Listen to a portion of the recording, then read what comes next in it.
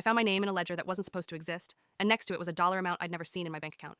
The note under it said, Deferred, Compliant, Monitor. I work as an archivist for a regional law firm, the kind of job where nothing exciting ever happens. One night I was digitizing boxes from an estate we'd just taken on, belonging to a recently deceased philanthropist everyone admired.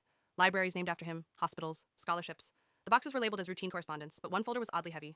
Inside were handwritten ledgers, old school accounting, neat columns of names, dates, and outcomes. At first I thought it was donor tracking.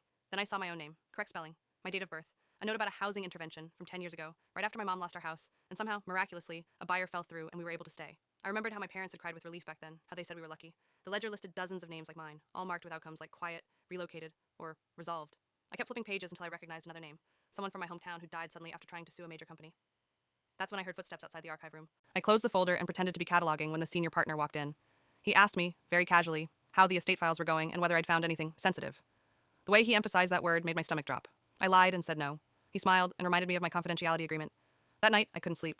I kept thinking about the ledger, about how my family's worst moment had been someone else's line item. I went back the next day and photographed the pages with my phone, hands shaking. As I scrolled, patterns emerged. Every name connected to a moment where disaster had almost happened and then didn't. Lawsuits dropped, medical debt erased, charges never filed. And always a note about compliance, about expectations if future alignment was needed. The philanthropist wasn't just generous. He was buying silence and loyalty in bulk. I searched the family name tied to the estate and realized this wasn't one man's project. It was generational. The family owned firms, courtside seats, media outlets. I showed the photos to my partner that night, and instead of anger, she looked terrified. She told me her uncle had once warned her that some families don't need threats because favors are stronger. While we were talking, my phone rang. It was a number I didn't recognize, but the voicemail it left made my blood run cold. The voicemail thanked me for my diligence and reminded me that curiosity could be a burden. The caller mentioned my parents by name and asked me to consider how much stability mattered to me. The next morning, the ledger was gone. The estate files were reorganized, and my access was quietly revoked.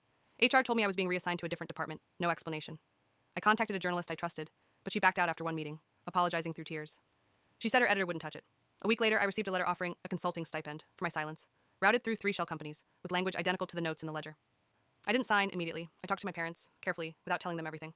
My mom cried and asked me not to ruin our lives chasing ghosts. In the end, I signed. The money showed up, just like the ledger said it would. I still have the photos, encrypted, hidden. I don't know if I'll ever use them. But now I understand something I didn't before. Power doesn't always crush you outright. Sometimes it saves you first, so you'll never dare bite the hand that caught you when you fell.